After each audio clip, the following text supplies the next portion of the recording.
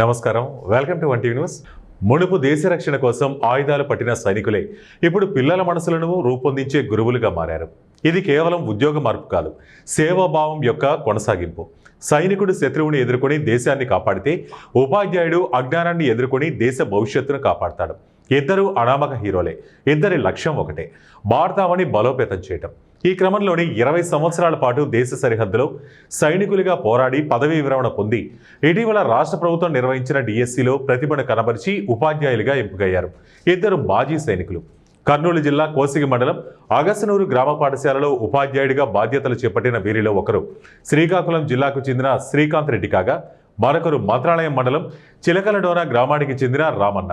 వీరిద్దరూ అతి చిన్న వయసులోనే మన దేశంపై ఉన్న ప్రేమ, గౌరవంతో సైనికులుగా చేరి 20 సంవత్సరాలు దేశ సరిహద్దులో విధులు నిర్వర్తించారు. ప్రస్తుతం వీరు విద్యార్థులను దేశ భవిష్యత్తును తీర్చిదిద్దే నిర్ణేతలుగా రూపొందించేందుకు ఉపాధ్యాయ వృత్తిని చేపట్టారు. దేశ రక్షణ కోసం సరిహద్దులో తమ ప్రాణాలను సైతం లెక్క చేయకుండా విధులు నిర్వర్తించి ప్రస్తుతం ఉపాధ్యాయులుగా బాధ్యతలు చేపట్టిన వీరిని అగసనూరు ప్రాథమిక పాఠశాల ప్రధానోపాధ్యాయుడు లతీఫ్, ఉపాధ్యాయులు, గ్రామస్తులు అభినందనలు తెలపడమే కాక వారికి శుభాకాంక్షలు తెలిపారు. ఈ సందర్భంగా ఉపాధ్యాయులైన శ్రీకాంత్ రెడ్డి, రామన్నలు మాట్లాడుతూ, పాఠశాలలో పిల్లలకు విద్యా బోధన చేస్తూనే మరోపక్క దేశ సేవ కోసం ఆసక్తి చూపే విద్యార్థులను సైనికులుగా తయారు చేయాలన్న దృఢమైన సంకల్పంతో సామాజిక స్పృహ, ఆత్మవిశ్వాసం, క్రమశిక్షణ, దేశభక్తి విలువలతో కూడిన విద్యను విద్యార్థులకు అందించడం జరుగుతుందని వారు తెలిపారు. 2025 డిఎస్సి ద్వారా తమకు మరో కొత్త జీవితాన్ని ప్రసాదించి విద్యార్థులను ఉత్తమ పౌరులుగా తీర్చిదిద్దే అవకాశం కల్పించిన రాష్ట్ర ముఖ్యమంత్రి చంద్రబాబు నాయుడు, ఉప ముఖ్యమంత్రి పవన్ కళ్యాణ్, విద్యాశాఖ మంత్రి నారా లోకేష్లకు వారు కృతజ్ఞతలు తెలిపారు. ఆర్మీలోని 19 ఇయర్స్ సర్వీస్ చేశాను. చేసినాక ఈ డిఎస్సి, మెగా డిఎస్సిలో 2025లో కర్నూలు జిల్లాలోని సెలెక్ట్ అవుతుంది. యాక్చువల్గా నేను నాన్ లోకల్లో సెలెక్ట్ అవుతుంది. నేను శ్రీకాకుళం డిస్ట్రిక్ట్ వాసిని అనమాట. నేను ఆర్మీలోని యాజ్ ఏ ఎడ్యుకేషన్ ఇన్స్ట్రక్టర్గా 19 ఇయర్స్ సర్వీస్ చేశాను. అక్కడ కూడాను సైనికులకి, అదేవిధంగా మా స్పోర్ట్స్ పిల్లలకి వాళ్ళకి టీచింగ్ చేసేవాడిని అనమాట. అక్కడ చూసినాక నాకు అనిపించింది, అక్కడ నుండి నేను రిటైర్ అయితేనే 2024లో రిటైర్డ్ అయినాను. రిటైర్డ్ అయిన తర్వాత నాకు ఏమనిపించిందంటే, మన దేశంలోని సైన్యంలోనైతే ఏ విధంగా మంచి డిసిప్లైన్తో పిల్లల్ని ఎలాగ తీర్చిదిద్దాలో, అదేవిధంగా ఒక డిసిప్లైన్లో ఒక కాన్ఫిడెన్స్ని పిల్లల్లో ప్రోద్బలించాలని ఈ వృత్తిని నేను ఎంచుకున్నాను అనమాట. రిటైర్డ్ అయిన తర్వాత మన నారా చంద్రబాబు నాయుడు గారు, నారా లోకేష్ గారు నాగర్ కర్నూలు జిల్లా ఊరుకొండపేట బీసీ హాస్టల్లో మౌలిక సదుపాయాలు లేక విద్యార్థులు నానా ఇబ్బందులు పడుతున్నారు. ప్రధానంగా హాస్టల్కు ప్రహరీ గోడ లేకపోవడం, టాయిలెట్లు లేకపోవడంతో విద్యార్థులు రాత్రి వేళల్లో టాయిలెట్కు, బహిరంగ ప్రదేశాలకు భయపడుతూ వెళ్లాల్సిన దుస్థితి ఏర్పడింది అంటున్నారు. చుట్టూ కంప చెట్లు ఉండటం వల్ల హాస్టల్ పాములకు, విషకీటకాలకు అడ్డాగా మారిందని, విద్యార్థుల పుస్తకాల మధ్య, ట్రంకు పెట్టెల మధ్య పాములు, విషకీటకాలు వచ్చి చేరుతున్నాయి. దీనివల్ల విద్యార్థులు ప్రాణాలు గుప్పిట్లో పెట్టుకుని ఉంటున్నామని, మాకు ప్రాణహాని ఉందని ఆందోళన వ్యక్తం చేస్తున్నారు. ఇప్పటికైనా సంబంధిత అధికారులు, జిల్లా కలెక్టర్ స్పందించి వెంటనే ప్రహరీ గోడను ఏర్పాటు చేసి టాయిలెట్లు నిర్మించాలని విద్యార్థులు కోరుతున్నారు. హైదరాబాద్ నగరం నాచారం పోలీస్ స్టేషన్ పరిధిలో ఓ వ్యక్తి దారుణ హత్యకు గురయ్యాడు. నాచారం పిఎస్ పరిధిలోని పారిశ్రామిక వాడలో ఓ పరిశ్రమ వద్ద హత్యకు గురైన గుర్తు తెలియని వ్యక్తిని చూసిన స్థానికులు పోలీసులకు సమాచారం అందించారు. సంఘటనా స్థలానికి చేరుకున్న పోలీసులు హత్యకు గురైన వ్యక్తి ఉప్పల్ కళ్యాణపూరికి చెందిన మురళీకృష్ణగా గుర్తించారు. సంఘటనా స్థలానికి చేరుకున్న పోలీసులు హత్యకు గురైన వ్యక్తి ఉప్పల్ కళ్యాణపూరికి చెందిన మురళీకృష్ణగా గుర్తించారు. మురళీకృష్ణ కూలి పనులు చేసుకుంటుండగా ఆయన భార్య కళ్యాణపురిలోని ఓ ఇంట్లో కేర్ టేకర్గా పనిచేస్తుంది. కేసు నమోదు చేసుకున్న పోలీసులు మృతదేహాన్ని గాంధీ ఆసుపత్రికి తరలించి హత్యకు గల కారణాలను అన్వేషిస్తున్నారు.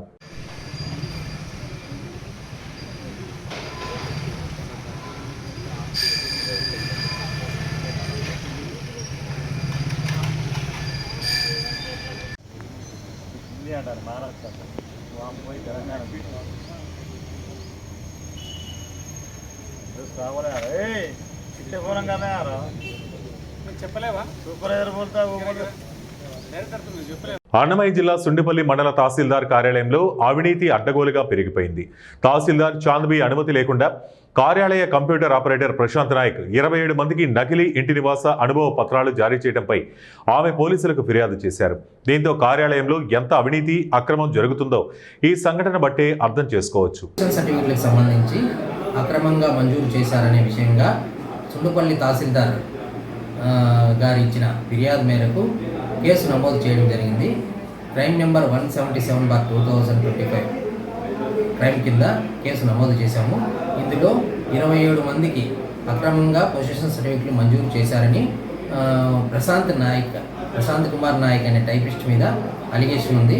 ఇతను తహసీల్దార్ యొక్క అనుమతి లేకుండా అక్రమంగా పొజిషన్ సర్టిఫికెట్లు మంజూరు చేశారని కంప్లైంట్ మా దగ్గరికి వస్తే మేము ఈ కేసు నమోదు చేయడం జరిగింది. ఈ కేసు ఇన్వెస్టిగేషన్లో ఉంది. ఈ ఇన్వెస్టిగేషన్ తర్వాత పూర్తి వివరాలను తదుపరి మేము తెలియజేస్తాం. నమస్తే. భారత మహిళల వరల్డ్ క్రికెట్ కప్ 2025 ఫైనల్ మ్యాచ్లో భారత జట్టు గెలుపొందడంలో తన వంతు పాత్ర పోషించిన left arm spinner Sricharani Andhra Pradesh రాష్ట్రానికి చెందిన కడప జిల్లాలోని ఎర్రమల్లి గ్రామానికి చెందిన ఆమె. పేదరికం, కష్టాలు అన్నింటినీ ఎదిరించి దేశానికే గర్వకారణంగా నిలిచింది. ఐసీసీ మహిళల విభాగంలో భారత్కు మొట్టమొదటి ప్రపంచ కప్ అందించడంలో శ్రీచరణి పాత్ర కూడా కీలకమే. ఆంధ్రప్రదేశ్లోని కడప జిల్లా క్రీడా రంగంలో పెద్ద పేరున్న ప్రాంతం కాదు. కానీ ఈ జిల్లాలోని వీరపనాయని మండలం ఎర్రమల్లి గ్రామం నుండి వచ్చిన నల్లపురెడ్డి శ్రీచరణి భారత క్రికెట్ చరిత్రలోనే ఒక అధ్యాయాన్ని లిఖించింది. ఆంధ్రప్రదేశ్ నుంచి పురుషులు లేదా మహిళల క్రికెట్లో ప్రపంచ కప్లో ఆడిన మొట్టమొదటి క్రీడాకారిణిగా నిలిచింది. కానీ ఆమె ప్రయాణం అనేక కష్ట నష్టాల మధ్య సాగింది. 21 ఏళ్ల ఈ యువ లెఫ్ట్ ఆర్మ్ స్పిన్నర్ క్రికెట్లో చాలా ఆలస్యంగా అడుగుపెట్టింది. వాస్తవానికి ఆమె మొదటిగా ఏర్పరచుకున్న లక్ష్యం బ్యాడ్మింటన్, కబడ్డీ, అథ్లెటిక్స్లో ప్రతిభ చూపింది. అయితే 16 ఏళ్ల వయసులో మాత్రమే ఆమె క్రికెట్పై ఆసక్తి పెంచుకుంది. ఆమె నిర్ణయానికి మామయ్య కిషోర్ కుమార్ రెడ్డి ప్రధాన కారణంగా నిలిచాడు. ఆమె క్రికెట్ని ఎంచుకోవడానికి ప్రధాన అడ్డంకులు ఆర్థిక సమస్యలు, కుటుంబం నుంచి మొదట్లో వచ్చిన వ్యతిరేకత. ఆమె తండ్రి థర్మల్ పవర్ ప్రాజెక్టులో చిన్న ఉద్యోగి. క్రికెట్ క్రీడ పురుషులకు సంబంధించింది కావడంతో కుటుంబ సభ్యులు ముందుగా మద్దతు ఇవ్వలేదు. కానీ కుటుంబ సభ్యులను ఒప్పించడానికి ఏడాది కాలం పట్టింది. చరణి చెప్పిన ప్రకారం ఆమె క్రీడా జీవితాన్ని ప్రారంభించే సమయంలో తన కుటుంబం అప్పులతో బాధపడేది. అయినప్పటికీ ఆ కష్టాలు తన ఆటపై ప్రభావం చూపకుండా ఆమె తల్లిదండ్రులు సహకరించారు. క్రీడా జీవితం ప్రారంభంలో ఫాస్ట్ బౌలర్గా శిక్షణ పొందింది. ఫాస్ట్ బౌలింగ్లో వికెట్లు లభించకపోవడంతో స్పిన్ బౌలింగ్ను ప్రయత్నించగా బాగా కలిసి వచ్చింది. ఆ తర్వాత ఆమె నెమ్మదిగా లెఫ్ట్ ఆర్మ్ ఆర్థోడాక్స్ స్పిన్నర్గా మారింది. కడప లాంటి మారుమూల ప్రాంతం నుంచి వచ్చి కేవలం 2 ఏళ్ల వ్యవధిలోనే ప్రీమియర్ లీగ్ ద్వారా సెలెక్టర్ల దృష్టిలో పడింది. అంతర్జాతీయ క్రికెట్కు ఎంపిక కావడం ఆమె అచంచలమైన పట్టుదలకు, కష్టపడే తత్వానికి నిదర్శనం. ఆర్థిక కష్టాలు ఆమె ఆశయాన్ని ఆపలేకపోయాయి. ఏదైనా రాయలసీమ ప్రాంతం నుండి ఒక మంచి క్రికెటర్ ఈ ప్రాంత ఖ్యాతిని ప్రపంచవ్యాప్తంగా తెలియజేసింది. ఐక్యతతోనే కురువల అభ్యున్నతి సాధ్యమవుతుందని జాతీయ బీసీ సంఘం నాయకులు, రాజ్యసభ సభ్యులు ఆర్ కృష్ణయ్య, కర్నూలు ఎంపీ బస్తిపాటి నాగరాజ్ అన్నారు. ఉమ్మడి జిల్లా కురువ సంఘం ఆధ్వర్యంలో నగరంలోని పెద్దపాడు సమీపంలో ఉన్న బీరప్ప స్వామి ఆలయ ప్రాంగణంలో కార్తీక వనభోజ మహోత్సవ కార్యక్రమానికి ముఖ్య అతిథులుగా రాజ్యసభ సభ్యులు R Krishnaiah, Kurnool MP Bastipati Nagaraju, Hindupur MP Parthasarathi తదితర ముఖ్య నాయకులు హాజరయ్యారు. ఈ సందర్భంగా వారు మాట్లాడుతూ పార్టీలకు అతీతంగా మాదాసి కురువ, మాదారి కురుబ ఐక్యతతో తమ సమస్యలను పరిష్కరించుకోవాలని తెలిపారు. కురువల ఐక్యమత్యంతో ఉంటే ఏ రాజకీయ పార్టీ అయినా గుర్తిస్తుందని తెలిపారు. వివాదాలకు దూరంగా ఉంటూ కురువల అభివృద్ధికి దోహదపడాలన్నారు. ఈ కార్యక్రమంలో కురువ సంఘం రాష్ట్ర వర్కింగ్ ప్రెసిడెంట్, జిల్లా కురువ సంఘం అధ్యక్షులు, కార్యదర్శులు శ్రీనివాసులు, రంగస్వామి, ఎమ్మెల్యే, ఆసుపత్రి అధినేత డాక్టర్ ప్రసాద్, సత్యనారాయణమ్మ తదితరులు పాల్గొన్నారు. కర్నూలు జిల్లా కురువ సంఘంగా మా వంతు సహకారం పూర్తి స్థాయిలో ఉంటుందని తెలియజేస్తూ, ఏదైనా నేను తప్పుగా మాట్లాడింటే క్షమించవలసిందిగా సభ ముందున్న వాళ్ళు కానీ వేదిక మీద ఉన్న పెద్దలు కూడా క్షమించాలని చెప్పి కోరుకుంటున్నాం. నేను అన్నది ఏంటంటే మన క్యాస్ట్ ని వేరుగా చూడొద్దండి. మనకేమి మదాసు కురువ, మదారు కురువ సర్టిఫికేట్స్ ఇంకొక సంవత్సరానికో, ఇంకొక 6 నెలలకో, ఇంకొక 5 నెలలకో అయితే రావు. ప్రకాశం జిల్లా మార్కాపురం ఎలవేల్పు శ్రీ లక్ష్మీ చెన్నకేశవ స్వామి తెప్పోత్సవం అంగరంగ వైభవంగా జరిగింది. కార్తీక మాసాన్ని పురస్కరించుకుని చిలుకు ద్వాదశి నాడు తెప్పోత్సవ కార్యక్రమాన్ని ఘనంగా నిర్వహిస్తారు. ఆసీనులైన స్వామివారికి ఎమ్మెల్యే కందుల నారాయణ రెడ్డి కుటుంబ సభ్యులతో కలిసి వచ్చి ప్రత్యేక పూజలు నిర్వహించారు. ఈ ఉత్సవాన్ని తిలకించేందుకు పెద్ద సంఖ్యలో భక్తులు తరలివచ్చారు. కూటమి ప్రభుత్వం చేనేత వస్త్ర పరిశ్రమపై దృష్టి సారించి తమ అభివృద్ధికి దోహదపడాలని రాష్ట్ర ముఖ్యమంత్రిని కుర్ని కుల సంఘం నాయకులు వెట్టా మురళి రాష్ట్ర ముఖ్యమంత్రికి విజ్ఞప్తి చేశారు. కర్నూలులో కుర్ని కులస్తుల వనభోజనాలు ఘనంగా నిర్వహించారు. కర్నూలు నగరంలోని జోహరాపురంలో కుర్ని కులస్తుల సామాజిక వనభోజన కార్యక్రమం నిర్వహించారు. ఈ వనభోజనాలకు జిల్లా నలుమూలల నుంచి కుర్ని కులస్తులు హాజరయ్యారు. ముందుగా తులసి చెట్టుకు పూజలు నిర్వహించారు. అనంతరం జ్యోతి ప్రజ్వలన కార్యక్రమం నిర్వహించారు. అనంతరం కుర్ని కుల సంఘాలు కలిసికట్టుగా భోజనాలు చేశారు. ఈ సందర్భంగా కుర్ని సంఘం నాయకులు వెట్టా మురళి, మాచాని వెంకటేశ్వర్లు మాట్లాడుతూ కుర్ని కులం వనభోజనాలు చేయటం ఆనందంగా ఉందని తెలిపారు. ప్రతి ఏటా ఇలాంటి వేడుకలు జరుపుకోవడం ఆనవాయితీ అని తెలిపారు. కార్తీక వనభోజనం ద్వారా కుర్నీ కుల సంఘం ఒకే తాటిపై సమావేశమై వనభోజనాలు చేయటం ఆనందాన్ని కలిగిస్తుందని తెలిపారు. ఎవరూ ఎలాంటి వివాదాలకు తావు లేకుండా కుల సంఘం ఐక్యతకు కృషి చేయాలని వారు కోరారు. ఈ కార్యక్రమంలో కుల సంఘం నాయకులు పాల్గొన్నారు. సిటీ కేబుల్ నుండి వచ్చినటువంటి కేబుల్ ఆపరేటర్లకు అందరికీ మా యొక్క ధన్యవాదాలు. ముఖ్యంగా మేము తెలియజేస్తున్నది ఏమంటే, మా యొక్క సంఘంలో సభ్యులు, పెద్దలు మరియు వివిధ గ్రామాల నుండి పెద్దలు కూడా ఈ కార్యక్రమాన్ని సహకరించి ముందుకు పోయడానికి మంచి ప్రోత్సాహం ఇస్తున్నారు. ఈ యొక్క ప్రోత్సాహం ఇలాగే ఉండాలని మేము కోరుకుంటున్నాము. ఈ కార్యక్రమం జరగడానికి ప్రతి సంవత్సరము ఈ సర్లకు వారి కుటుంబము మాకు ఈ స్థలాన్ని కేటాయించినందుకు వారికి మా సంఘం తరఫున ధన్యవాదాలు తెలుపుకుంటున్నాము. కుర్నికుల సంఘం తరఫున ధన్యవాదాలు తెలుపుకుంటున్నాము. అట్లాగే ఈ యొక్క వనభోజన కార్యక్రమాలు జరగడానికి సహకరించిన దాతలు, ప్రతి దాతలకు కూడా మా సంఘం తరఫున ధన్యవాదాలు తెలుపుకుంటున్నాము. ప్రతి ఒక్కరికి ధన్యవాదాలు తెలుపుకుంటూ ఈ యొక్క అవకాశానికి నమస్కారం సార్. మేము ఇంత పెద్ద ఎత్తున జరగడానికి కారణము అన్ని జిల్లాల వారి నుంచి అన్ని సహాయ సహకారాలన్నీ అందిస్తున్నారు. అది పేర్లు చెప్పడానికి రాదు. పేరున అందరికీ ధన్యవాదాలు తెలియజేసుకుంటున్నాము. ఇంకా ఇలా కార్యక్రమం ఇంకా ఎన్నోసార్లు ఇంకా చాలా జరగాలని మీరందరి ఇలాగే సమీక్ష కృషి అందరూ కార్యకర్తలు కానీ అందరూ జిల్లా పరిధి నుంచి అందరూ వచ్చినారు. అందుకే ఇంత చాలా చక్కగా ఉంది వేదిక. ఇలాగే బాగా జరగాలని కోరుకుంటున్నాను. విజయవంతం చేసినందుకు ముఖ్యంగా మన మీడియా మిత్రులు ఈసారి ప్రతి ఛానల్ వాళ్ళు వచ్చారు. ఇప్పుడు మరి లొకేషన్ కనుక్కొని వచ్చారు. మీడియా మిత్రులు చాలా చాలా ధన్యవాదాలు. మా కుర్నికులము మంచి ఒక అభివృద్ధిలోకి వచ్చింది అని కోరుకుంటున్నాము. ఇంకా దయచేసి గవర్నమెంట్ వారు కొద్దిగా మాకు ఇంకా సహాయ సహకారాలు అందించగలిగితే మా పిల్లలు చదువుకున్నారు. Almost private jobs.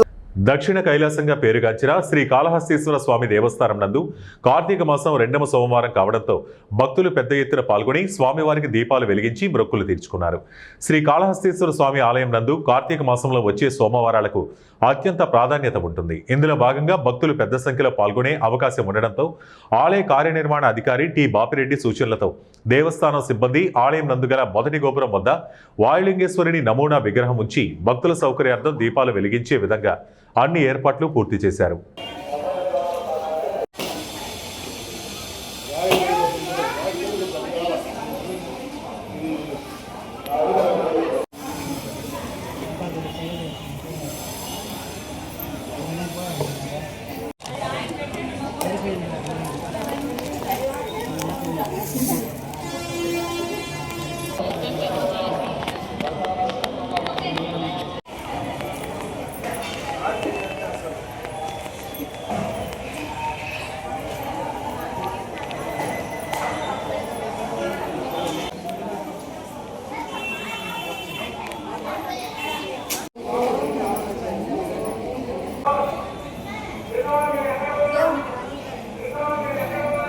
కుప్పం నియోజకవర్గంలో హస్తకళల అభివృద్ధి చైర్మన్ పసుపులేటి హరిప్రసాద్ పర్యటించారు. ఈ సందర్భంగా ఆయన మీడియాతో మాట్లాడుతూ కూటమి ప్రభుత్వంతోనే గ్రామీణ అభివృద్ధి చెందుతుందని ఆయన పేర్కొన్నారు. కుప్పం, గుడిపల్లి మండలాల పరిధిలో జనసేన పార్టీ ఇన్ఛార్జ్ నరేష్ ఆధ్వర్యంలో నిర్వహించిన పలు కార్యక్రమాల్లో ఆయన పాల్గొన్నారు. కుప్పం మండలం వేపూరు, మిట్టుపల్లి, గుడిపల్లి మండలం గుండ్లసాగరం, యామిగానిపల్లి, కడుమలపల్లి గ్రామాల్లో జనసేన పార్టీ జెండాను ఆవిష్కరించారు. ఈ కార్యక్రమంలో కుప్పం నియోజకవర్గంలోని 4 మండలాల జనసేన పార్టీ నాయకులు, కార్యకర్తలు పెద్ద సంఖ్యలో పాల్గొన్నారు.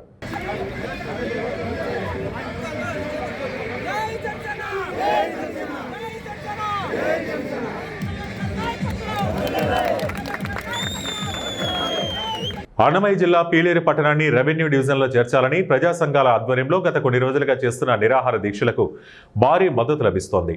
ప్రజా సంఘాల జేఏసీ కన్వీనర్ సుధాకర్ బాబు అధ్యక్షతన చేపట్టిన ఈ దీక్షలు 5వ రోజుకు చేరుకున్నాయి. వారికి మద్దతుగా పట్టణంలోని విద్యార్థులు అంబేద్కర్ సర్కిల్ నుంచి 4 రోడ్ల కూడలి వరకు సంఘీభావంగా ర్యాలీ చేపట్టారు. ఈ ర్యాలీలో అన్నమయ్య జిల్లా మానిటరింగ్ కమిటీ సభ్యులు పాలకుంట శ్రీనివాసరావు పాల్గొన్నారు. ఈ సందర్భంగా ఆయన మాట్లాడుతూ పీలేరును రెవెన్యూ డివిజన్గా మార్చేందుకు అన్ని విధాల అనుకూల పరిస్థితులు ఉన్నాయని, ప్రభుత్వం సానుకూలంగా స్పందించి పీలేరును రెవెన్యూ డివిజన్గా ప్రకటించాలన్నారు. నేపథ్యంలో ఈరోజు నేటికి పీలర్ రెవెన్యూ డివిజన్ సంస్థ ఆధ్వర్యంలో నేటికి 4వ రోజు రీలే శిబిరం 5వ రోజు చేపట్టడం జరిగింది. అందులో భాగంగా ఈరోజు DBS అయితేనేమి, వైఎస్ఆర్సీపీ విద్యార్థి విభాగం అయితేనేమి, కాంగ్రెస్ పార్టీ అయితేనేమి, వీళ్ళందరూ విద్యార్థి సమూలం నిర్మూలంగా ఈరోజు దీక్ష శిబిరానికి మద్దతు ప్రకటించి ఈరోజు పీలర్లో రాష్ట్రంలో మానవహారం నిర్వహించి ఈ రీలే నిరీక్షణ ముగిస్తాము. అదేవిధంగా రాష్ట్ర ప్రభుత్వం ఉంటే విజ్ఞప్తి చేస్తాము. కొత్త జిల్లాల విభజన భాగంగా మదనపల్లి జిల్లా చేయబోతున్న నేపథ్యంలో పీలర్ రెవెన్యూ డివిజన్ చేయాలని చెప్పేసి ఈ సందర్భంగా ప్రభుత్వం డిమాండ్ చేస్తున్నాను. అదేవిధంగా ఏదైతే ఎర్రవారిపాలెం అయితేనే చిన్నకుంట మండలాలు అయితేనే ఇంతకుముందు పీలర్లో నియోజకవర్గంలో కలిసి నేపథ్యంలో వాటిని కానీ ఈ కలపాలని చెప్పేసి ఈ సందర్భంగా ప్రభుత్వం డిమాండ్ చేస్తున్నాం. అదేవిధంగా చదువు ఎర్రవారిపాలెం చదువు రుపచర్ల సోమల గురంగుంట ఆయిల్పాడు కలిగిరి కలకడ జయపల్లి మండలాలను దీనిలో జగిత్యాల పట్టణంలో ప్రధాన రహదారిలో ఒకటైన యావర్ రోడ్డును విస్తరించాలని ప్రజాభివృద్ధి సేవా సంఘం సభ్యులు ప్రజావాణిలో ఫిర్యాదు చేశారు. ఈ మార్గం గుండా జగిత్యాల పట్టణ వాసులు కాకుండా ఆదిలాబాద్, మంచిర్యాల జిల్లాల ప్రజలు కూడా అధిక సంఖ్యలో ప్రయాణిస్తుంటారన్నారు. గత 45 సంవత్సరాల కాలంలో ఈ రోడ్డుపై జరిగిన ప్రమాదాల వల్ల 50కి పైగా మరణాలు సంభవించాయని వారు తెలిపారు. కేవలం 1 కిలోమీటర్ దూరం ఉన్న ఈ రోడ్డులో ఇన్ని మరణాలు సంభవించడంపై ఎంత ప్రమాదకరమో అధికారులు గుర్తించారన్నారు. ఇదే మార్గంలో ఆర్టీఓ కార్యాలయం, ప్రభుత్వ ఏరియా ఆసుపత్రి, ప్రభుత్వ ప్రైవేటు పాఠశాలలు అనేకం ఉన్నాయని, కాబట్టి నిత్యం ఈ రోడ్డుపై వాహనాల రాకపోకలు పాదాచారులతో రద్దీగా ఉంటుందని, అధికారులు వెంటనే ఈ రహదారి విస్తరణ చేపట్టాలని వారు కోరారు. యావర్ రోడ్డు గురించి చెప్పడం జరిగింది. చాలా సంవత్సరాల నుంచి యావర్ రోడ్డు ప్రమాదాలు జరిగి 50 మంది దగ్గర చనిపోయడం జరిగింది. దీన్ని విస్తరణ చేయాలని మేము 40 సంవత్సరాల నుంచి కోరడం జరుగుతుంది. ఇది వెంటనే విస్తరణ చేసి మరణాలు జరగకుండా చూడాలని మేము ప్రత్యేకంగా కలెక్టర్ గారిని, మీడియా వారిని కోరడం జరిగింది. దయచేసి ఇది వెంటనే ప్రమాదాలు జరగకుండా, చనిపోకుండా ఇది చాలా రోజుల నుంచి నడుస్తున్నది.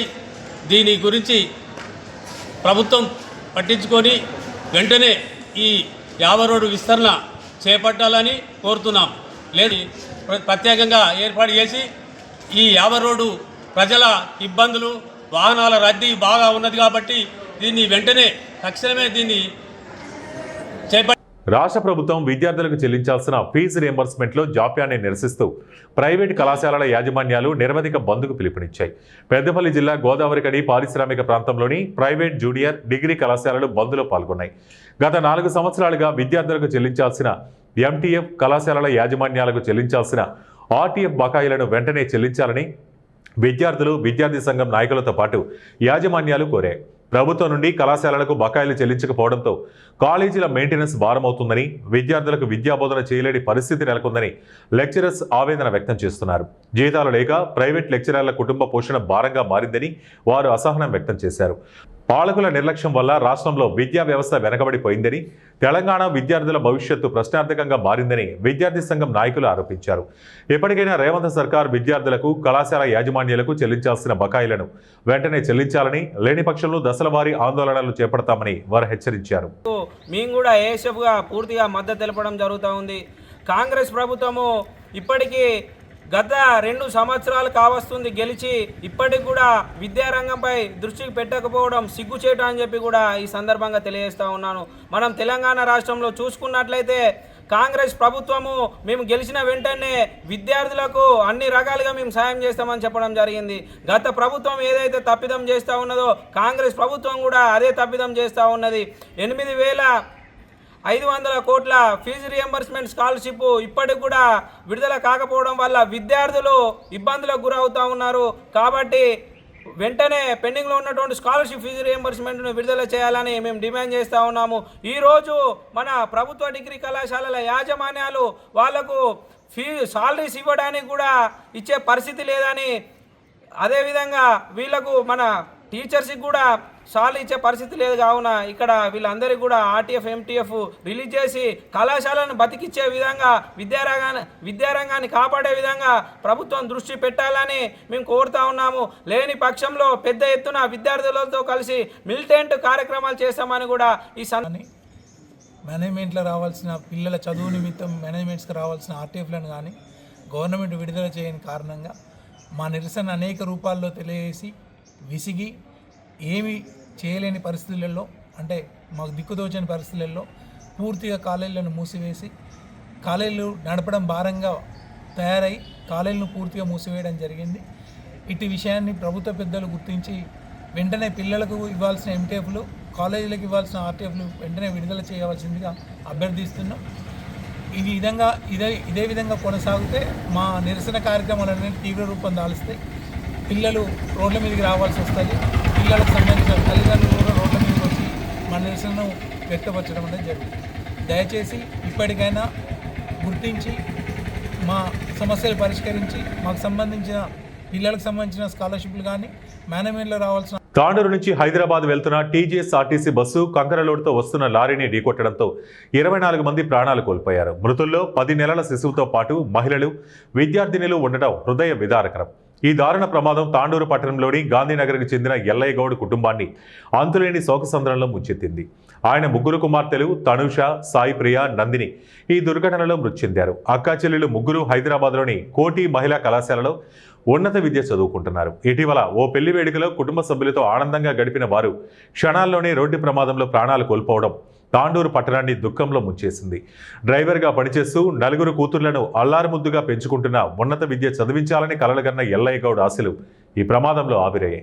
ఇప్పటికే ఒక కుమార్తెకు వివాహం జరిపిన ఆయన మిగిలిన 3 చదువుకుంటున్న సమయంలో ఈ ఘోరం జరగడం కుటుంబ సభ్యులను, బంధువులను కన్నీరు మున్నీరు చేసింది. హైదరాబాద్ బేజాపూర్ హైవేపై మీర్జాగూడ సమీపంలో ఈ ప్రమాదం జరిగింది. ట్రక్ డ్రైవర్ నిర్లక్ష్యమే ఈ విషాదానికి కారణమని పోలీసులు ప్రాథమికంగా గుర్తించారు. రాంగ్ రూట్లో వేగంగా వస్తూ లారీ బస్సును ఢీకొట్టడంతో ఇంతమంది అమాయకం ప్రాణాలు బలయ్యాయి. ఒక క్షణికావేశం, డ్రైవర్ నిర్లక్ష్యం కారణంగా ఎన్నో కుటుంబాల జీవితాలు ఛిద్రమయ్యాయి. ఈ ఘోర దుర్ఘటన మరోసారి రోడ్డు భద్రత ప్రాముఖ్యతను, వాహనదారుల బాధ్యతను గుర్తు చేస్తుంది. విచారణ జరిపి నిర్లక్ష్యంగా వ్యవహరించిన డ్రైవర్లపై కఠిన చర్యలు తీసుకోవాలని ప్రజలు డిమాండ్ చేస్తున్నారు. బాధిత కుటుంబాలకు ప్రభుత్వం తక్షణమే ఆర్థిక సాయం అందించాలని స్థానికులు, ప్రజాప్రతినిధులు ముక్త కంఠంతో కోరుతున్నారు. ఈ చేవెళ్ల దుర్ఘటనతో తాండూరు పట్టణం ఇప్పుడంతా విషాదంలో మునిగిపోయింది.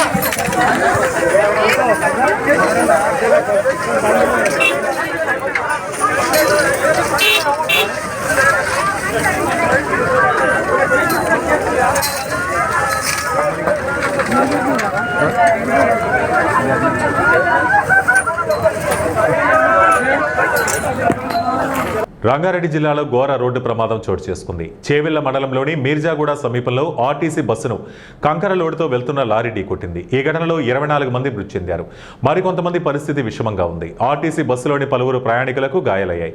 వీరికి పలు ఆసుపత్రుల్లో చికిత్స అందిస్తున్నారు. ఘటనా ప్రాంతానికి వచ్చిన ఎమ్మెల్యేలను స్థానికులు ఆగ్రహం వ్యక్తం చేస్తూ తరిమేశారు. ఈ ప్రమాదం వేళ ప్రభుత్వం కంట్రోల్ రూమ్ ఏర్పాటు చేసింది. ఘటనా ప్రాంతానికి వెళ్లిన ఎమ్మెల్యే కాళే యాదయ్యకు నిరసన సెగ తగిలింది. బస్సు ప్రమాదం జరిగి చాలా సమయం తర్వాత ఎమ్మెల్యే ఘటనా స్థలానికి చేరుకోవడంతో ప్రజలు ఆగ్రహం వ్యక్తం చేశారు. రోడ్డు విస్తరణ పనులు ఎందుకు చేపట్టడం లేదని ఎమ్మెల్యేను నిలదీశారు. అనేక సార్లు రోడ్డు విస్తరణ చేయాలని చెప్పినా నిర్లక్ష్యం చేశారని స్థానిక ప్రజలు ఆందోళనకు దిగారు. స్థానికులు నిరసన తెలపడంతో ఘటనా స్థలం నుంచి ఎమ్మెల్యే కాళే యాదయ్య వెళ్లిపోయారు.